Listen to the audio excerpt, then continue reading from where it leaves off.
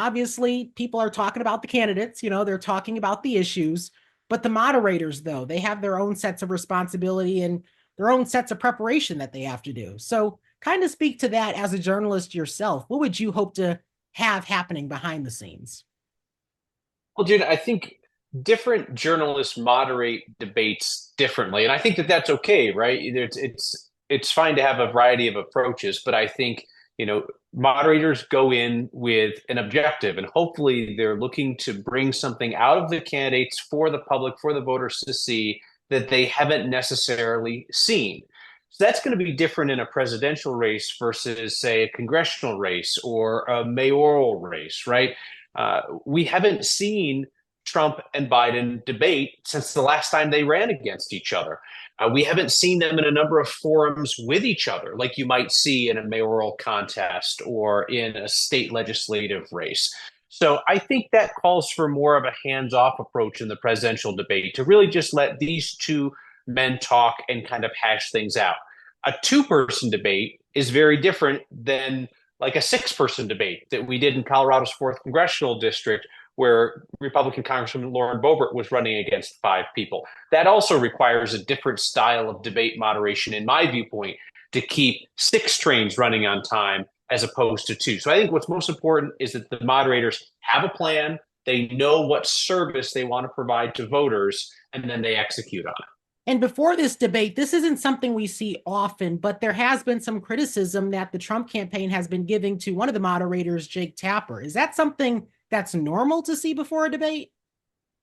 Yeah, I would say it is. I mean, I certainly get criticism before I host debates here in Colorado, but I think that that's some of the natural expectation setting that goes on with campaigns because you'll see this, campaigns will come out and say, well, that other guy or that other woman, they're a really good debater, and we're just going to try to hang into them, right? They want to lower expectations for their candidate. They want to raise the bar for the other one. And some people find it appropriate to attack the moderator. And I've heard that here in Colorado. Well, I'm going to go do a debate and it's going to be me versus my opponent and Kyle Clark or whatever. It's like, well, yeah, you're going to get tough questions, you know what? But, my goal at the end of the debate is that everybody always walks out and says, you know what? That was tough, but that was fair.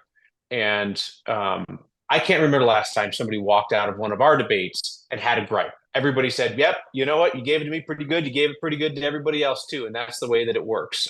So that's the goal at the end of the day. It doesn't bug me if somebody wants to take shots ahead of time. That's just how it goes. Well, one thing I know I take heat for too is describing these two candidates as unpopular because they both really do have their strong fan clubs. They're like fan clubs for a sports team. But with the rest of America, it seems to be I'm kind of voting for this one because I don't want the other. And so, with them both being so unpopular, how do you think this debate is going to play out in terms of relevancy? Do Americans really want to hear from both of them? Yeah, that's a good question, Jane. I think because of the way our political system is set up, it is basically a binary choice, right? Democrats and Republicans, and then beyond that, you get down to just a candidate, which means that Donald Trump is not going to represent the full scope of views among people who call themselves Republicans or right-leaning independents, and President Joe Biden is not going to represent the views of everybody from the far progressive left to the centrist, more conservative Democrats, right? So there's always going to be people who are unhappy with the one person who is out there for their party in a binary election like this. But I do think just because for all we talk about these men and for all we hear from them, to force them into unscripted, uncomfortable territory, that happens very, very little, right? Both these men operate as they choose to. I should be careful. I think Donald Trump is unscripted a lot of the time, but he's unscripted by choice, right? And he's unscripted on topics of his own choosing. But for two men who have both been the leader of the free world, for a short period of time to have to answer to somebody else, to have to answer to a debate moderator who's going to ask them whatever he or she chooses, that's an unusual situation to see them in. So I think that Americans do want to see and hear that because my viewpoint on debates, and certainly I think there are a lot of journalists who feel differently, I don't think you learn a lot about policy during a debate. I think that you learn a lot about character and you learn about temperament. I think in the case of these two much older men, you're going to learn about stamina. You're going to learn about mental agility. Those things are important too. So sometimes I get frustrated when I hear people say like they didn't spend a lot of time digging down on policy. Well, just not sure what new policy ground you're going to uncover in a debate. You want to see them relate to one another, right? Because one of the stress tests that we put on candidates is, can you handle a challenge? Can you handle pressure? Can you handle a tough question in an uncomfortable situation? Well, here's an opportunity to watch that play out live. I think that's where debates are of value to voters.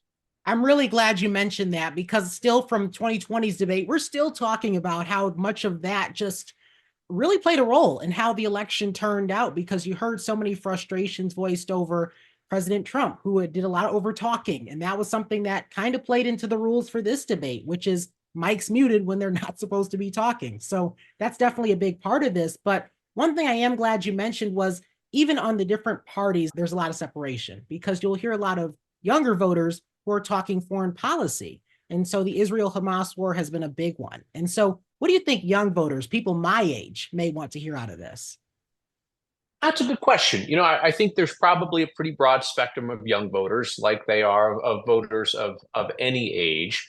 I think really no matter the age of a voter or the issue, I think that people want to know that candidates understand where they're coming from and respect them, even if they disagree, right? Because you're never going to find somebody who agrees with you all the time on everything.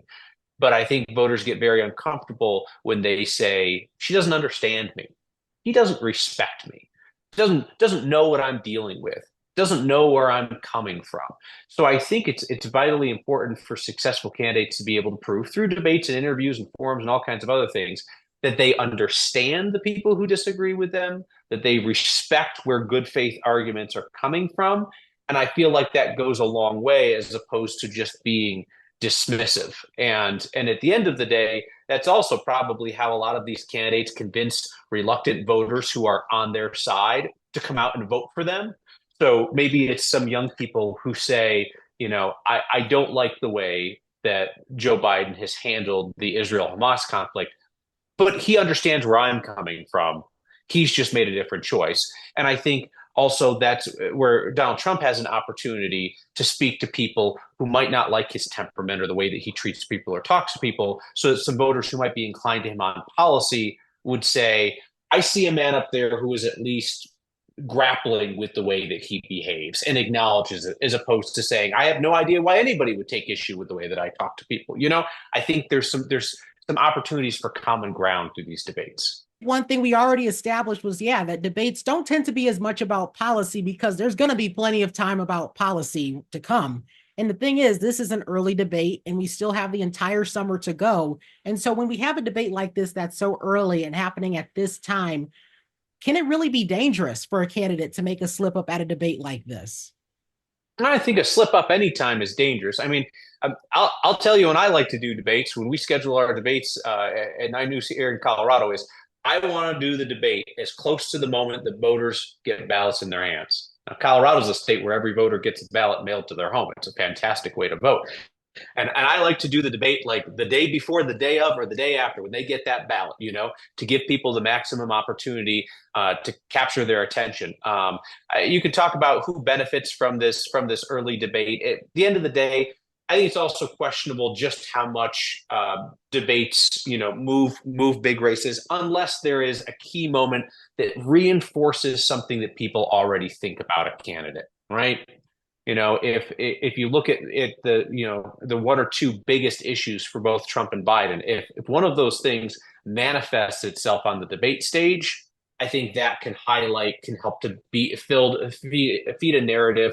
Because a lot of voters are pretty disconnected from politics, but they're going to see clips of this debate. And if it reinforces something that they worry about with either of those two men, I think it could be damaging to them. And I think debate stages can also be a great place for an announcement because you do have a lot of eyeballs. We can look back at the Grammys and say, yeah, Taylor knew what she was doing announcing an album during the Grammys. But we also have a candidate that hasn't picked their VP yet. Should we expect a VP announcement to happen during this debate? I would not expect a VP announcement during the debate, if only for the reason that Donald Trump likes to be in control and likes to be the star of the show. And I think that is one more element of his campaign that he can produce to his own liking, his own choosing, in an environment of his choice, as opposed to doing it on somebody else's stage with somebody else's microphone and somebody else in control. And there's no audience.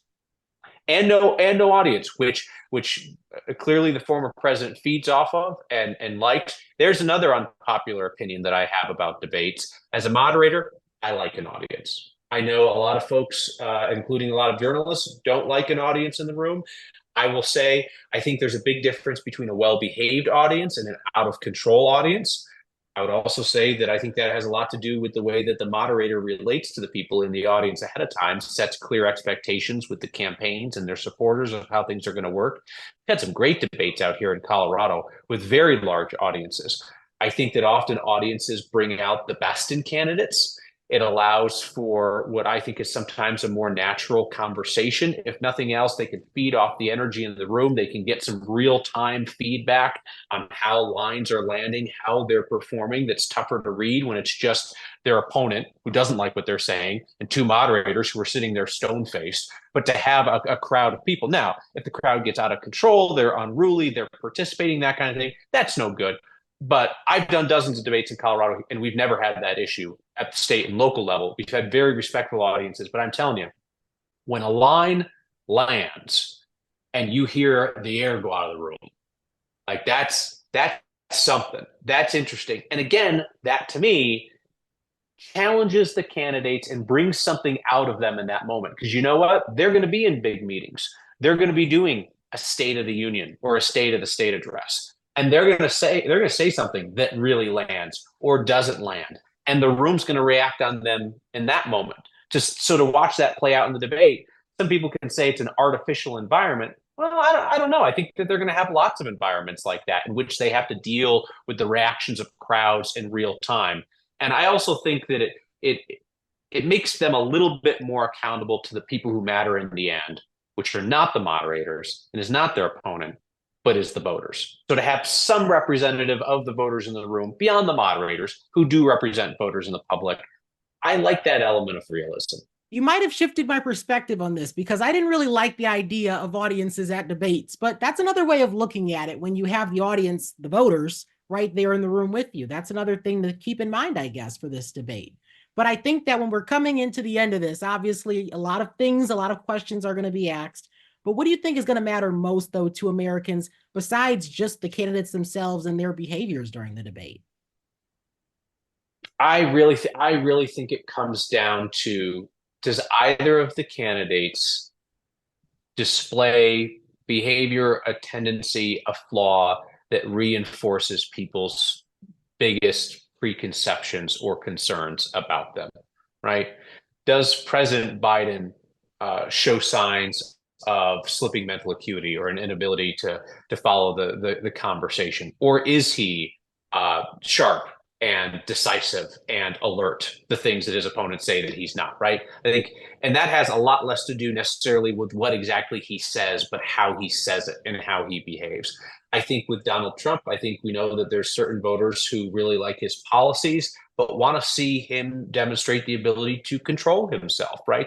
And that's something that he did in one of the two previous debates with Biden. But if he can exercise some self-control, some humility, show some respect to an opponent that he disagrees with, show some respect to moderators that he may disagree with, I think that would go a long way to show people that he perhaps has that ability that they otherwise might doubt. So I think that's what I'll be watching for, and I think there will be a good number of other people watching for the same. Yeah, many eyes will be on this debate. Is there anything else you want to add or want people to know?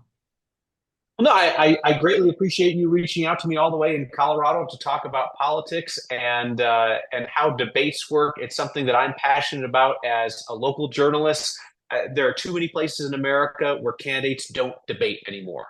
They have decided that it's not worth the risk and that they don't want to take the chance doing that. The good news is there are lots of places around the country, including Colorado, where candidates debate. It's what they do. They come in, they take the tough questions. It's not always pretty, but it always should be fair. And it's an opportunity for voters to see folks stress tested. And I think that that's important. It's not the end all be all, but it is an important component of the process as voters evaluate candidates. So I respect any candidate who's willing to get in the arena, to have that debate, and to put their views and their temperament to the test. And I would just encourage journalists, whether they're on the local or the national level, whether they're at the very start of their career like you are, and I love that you're doing this at your age, it's so cool, or whether it's a veteran journalist, to lean into this idea that debates enrich the experience for voters, and the more information we can get to them about every facet of the candidates and their personalities, the more the better. I concur. And that's why I was glad to see that this happened, because one key part of this was the fact that networks actually demanded a debate happen, because there was a chance that we weren't going to get one. And so that's really a good example of what happens when everyone comes to the table, journalists at least, and demand that that happens. Yep, it should be a good one, and I'm glad that the candidates are debating. I think we get into dangerous territory when people say, "I so don't like my opponent, or don't respect my opponent, or don't think that the opponent deserves to be on the same level as me, that I won't even get in the room and debate them." I think that that's a dangerous place to be as a country. So I'm happy that the president's debating. I'm happy that Donald Trump is debating, and I'm happy anytime the candidates take the stage. Yeah, I don't think this should be an elementary school playground. So I'm glad to see that politics will still be politicking in 2024. I appreciate you joining me. Absolutely, Jaden. It was my pleasure. All the best to you, and congratulations on your success so far.